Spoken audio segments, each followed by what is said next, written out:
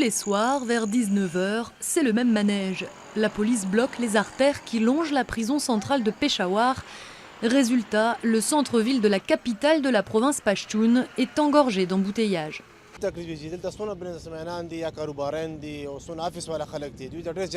Les commerçants, les hommes d'affaires, tout le monde a des soucis pour se rendre au bureau le matin. Toutes les routes sont bloquées près du tribunal et du club de la presse. Et le soir, c'est pareil. Quand on rentre chez nous, toutes les routes sont bloquées. On doit prendre des autres itinéraires. Les gens ont beaucoup de problèmes. Car la prison de Peshawar abrite un prisonnier aussi célèbre que détesté au Pakistan. Shakil Afridi, le médecin qui a aidé la CIA à repérer Ben Laden il y a 3 ans. Le gouvernement veut donc éviter une attaque sur le centre de détention, les rebelles talibans ayant réussi à pénétrer dans 2 prisons ces dernières années, libérant ainsi 650 détenus.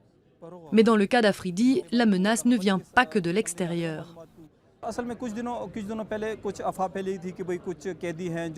Il y a quelques jours, il y avait des rumeurs selon lesquelles certains criminels déguisés en prisonniers étaient rentrés dans la prison et voulaient créer des problèmes.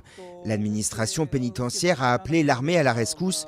L'armée est entrée dans la prison et en a repris le contrôle. Mais enfin, il y a encore des détenus qui sont un danger pour le docteur Afridi. C'est pourquoi près de 50 militaires sont toujours là dans la prison. Selon cet avocat, Shakil Afridi est donc détenu en isolement dans la prison. Et pour protéger le bâtiment, 200 policiers et soldats sont en alerte à l'extérieur. Un soin particulier qui agace les habitants de Peshawar. Le gouvernement ne devrait pas créer autant de problèmes juste pour protéger Shakil Afridi. Il devrait le transférer à une autre prison ou à un endroit sécurisé où il pourrait rester. Parce que s'il protège autant Shakil Afridi, il devrait s'occuper du peuple aussi. Le problème est loin d'être réglé car les États-Unis font pression pour la libération du docteur, bloquant même leur aide financière tant qu'il reste enfermé. Pour le moment, la justice pakistanaise l'a condamné à 23 ans de prison.